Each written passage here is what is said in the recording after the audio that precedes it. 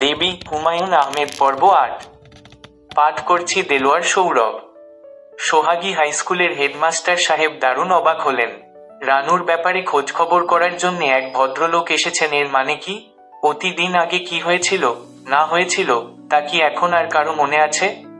আর মনে থাকলেও এইসব ব্যাপার নিয়ে এখন ঘাটাঘাটি করাটা বোধহয় ঠিক নয়। কিন্তু যে ভদ্রলোক এসেছেন তাকে মুখের ওপর না বলতেও বাধছে। ভদ্রলোক হাজার হলেও বিশ্ববিদ্যালয়ের একজন শিক্ষক, মানি লোক। তাছাড়া এত দূর এসেছেন, নিশ্চয়ই কোনো কারণ আছে। মুখে বলছেন রানু অসুস্থ এবং তিনি রানুর একজন চিকিৎসক, কিন্তু এটা ঠিক বিশ্বাসযোগ্য মনে হচ্ছে না। কারণ মাসখানেক আগেই রানুকে তিনি দেখে এসেছেন, কিছুমাত্র অসুস্থ মনে হয়নি। আজ হঠাৎ এমন কি হয়েছে যে ঢাকা থেকে এই ভদ্রলোককে আসতে হলো? রানুর কি হয়েছে বললেন? মানসিকভাবে অসুস্থ। আমি তো সেদিনই তাকে দেখে এলাম। যখন দেখেছেন তখন হয়তো সুস্থই ছিল। কি জানতে চান আপনি, বলেন। নদীতে গোসলের সময় কি ঘটেছিল সেটা বলেন। সে সব কি আর এখন মনে আছে? ঘটনাটা বেশ সিরিয়াস এবং নিশ্চয়ই আপনাদের মধ্যে বহুবার আলোচিত হয়েছে, কাজেই মনে থাকার কথা। আপনার যা মনে আসে তাই বলেন। হেডমাস্টার গম্ভীর স্বরে ঘটনাটা বললেন। রানুর গল্পের সঙ্গে তার গল্পের কোনো অমিল লক্ষ্য করা গেল না। শুধু ভদ্রলোক বললেন, মেয়েরা গোসল করতে গিয়েছিল দুপুরে, সন্ধ্যায় নয়। পায়জামা খোলার ব্যাপারটি বলেন। পায়জামাটা কি পাওয়া গিয়েছিল? আপনি কি বলছেন বুঝতে পারছি না। রানু বলছিল, নদীতে গোসল করবার সময় সেই মরা মানুষটি তার পায়জামা খুলে ফেলে। আরে না না, কি বলেন? ওর পরনে পায়জামা ছিল? হ্যাঁ, থাকবে না কেন? আপনার ঠিক মনে আছে তো?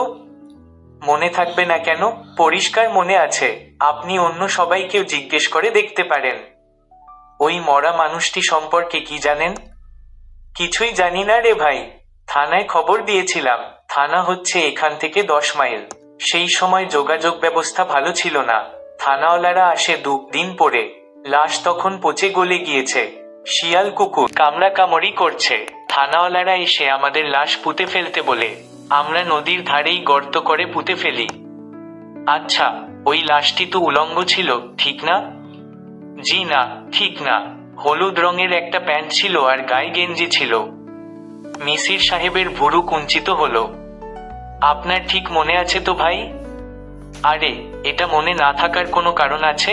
পরিষ্কার মনে আছে। লাশটি কি বুড়ো মানুষের ছিল? জি না, জোয়ান মানুষের লাশ। আর কিছু মনে পড়ে?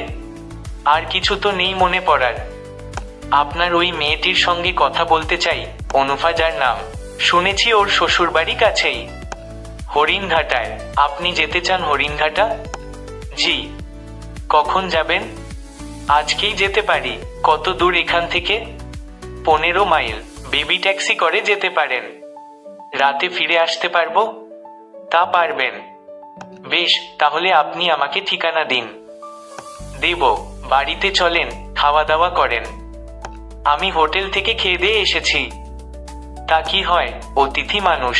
আসুন আসুন। ভদ্রলোক বাড়িতে নিয়ে গেলেন ঠিকই, কিন্তু বড়ই গম্ভীর হয়ে রইলেন। মাথার ওপর হঠাৎ এসে পড়া উপদ্রবে তাকে যথেষ্ট বিরক্ত মনে হলো। ভালো করে কোনো কথাই বললেন না।